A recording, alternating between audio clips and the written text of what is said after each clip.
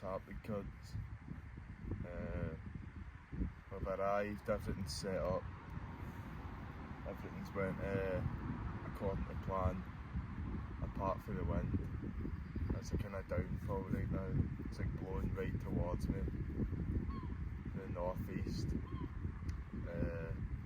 I did put my baits out, I did put my rigs out earlier, but I got fucking, it's dead snaggy here. I get snagged on like the first cast and already lost a rig. And I've like underpacked with terminal tackle, so I've only got 2 spare rigs after that one. So I'm just going to wait till the sun goes down and the tide is at its highest, about 10:30ish. So it's about, what is it now, about 6 o'clock-ish. I'd say about 2 more hours of sunlight and then I'll put them out. The species I'm going for is spud dogs or like any flatfish, and they usually feed best during the night, so I feel like it's kind of pointless fishing the now. And then when the sun goes down and that, obviously the wind will die down. So I feel it would just work out better fishing during the night. I've got my alarms out so I'll be able to hear it and stuff. But apart from that, like, I'm happy with the spot and that. It's dead busy, so I thought that I wouldn't get a good mark, but it's actually alright here. Couldn't ask for more, to be honest. The last person that was at this spot left this bit of fluorocarbon behind. That was one thing I forgot to get. There's about 3 feet of this connected to this swivel. So I'll probably stick that on later, to be honest. But another man's litter is another man's treasure, so definitely going to be using that. Got all our kindling and that set up, and then some wood that's ready to go on for the start. I've also got a few logs, and I've got some bigger stuff in the car. It's quite ideal, this spot, because I could put lots of stuff in my car and it's literally just up the hill there. Very ideal. But what I've been doing is chopping up these logs.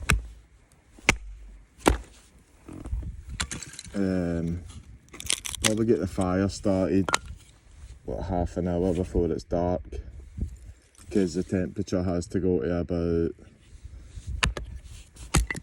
about 3 degrees tonight, so it's a bit of a cold one. But the sun's out and that, it's not raining or anything, so I can't exactly complain about anything. Just been thinking there as well, it's to be sort of like clear skies most of the weekend, and I've got like this view of the valley all the way down here. So it's sort of like setting in an angle, and I feel like it's going to set right down the centre of that valley. It's going to be it's going to be an unreal view. I couldn't really have timed this any better. I couldn't have planned it any better for this weekend. And obviously, you know, in Scotland you don't get a lot of weather like this, you know what I mean? Forgot to mention as well, when I first did put my rigs out, I've reeled them back in and the bait's like all played with, and that'll be the crabs here. I forgot there was so many of them. It's like a battle where the spud dog picks it up or the crabs get to it first, and they just they rip that shit apart, man. You can tell for a mile away. So that's a downside I just need to put up with. But there's nothing I can change my rig up to stop that. It's just random.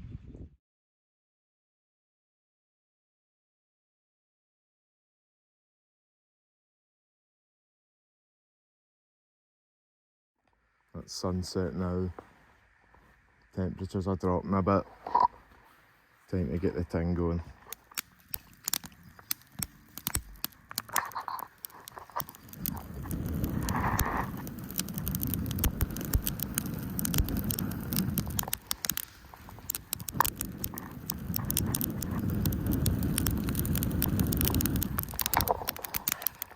Right, the rig I'm throwing out for these spud dogs is just a 10-ounce bomber weight. 6-inch leader, that fluorocarbon that was left behind, and then one size 6 barbless single hook sliding down the line with another size 6 that tied on at the end. I've melted this fluorocarbon a bit to stick the line together, makes the knot a bit stronger. Bait wise, I've brought just mackerel that I'm going to put up into strips, and then packs of squid. But I've never seen the squid like this before. Like, it's dead thick, it's almost, but it looks like there's two joined on, if you know what I mean. But we put this just into fucking hell, that was a fire, did you hear that? We put this like into these strips as well. You know what I hate about squid? It always fucking leaves just like black shit everywhere. It's like the ink out them, it's fucking disgusting, man. But basically, we'll put the two hooks through this joined on, put the mackerel on the back and elastic wrap it round.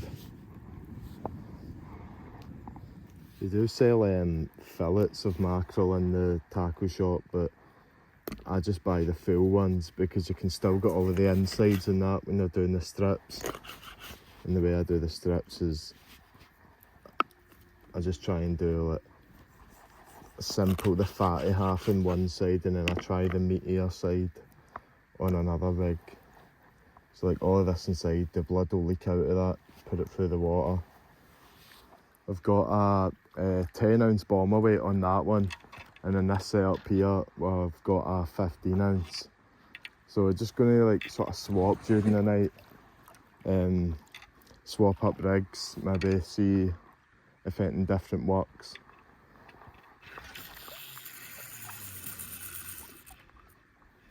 Thing about Loch Etive as well, it's like such a deep loch. Like, this is it still dropping right now.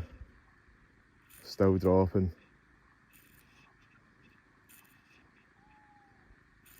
Fucking hell. This has just hit the bottom there. Fuck me, it's a good 60 odd feet or something. Right, and we'll just set these on the... People usually bring a tripod to set their rods on when they're spud dog fishing.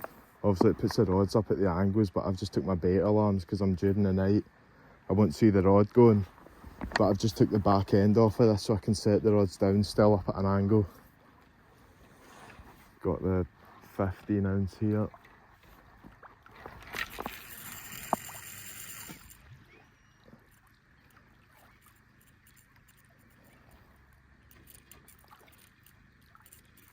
Fucking hell, it's deep here, man. That's crazy.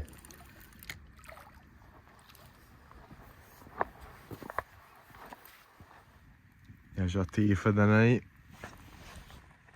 ×2.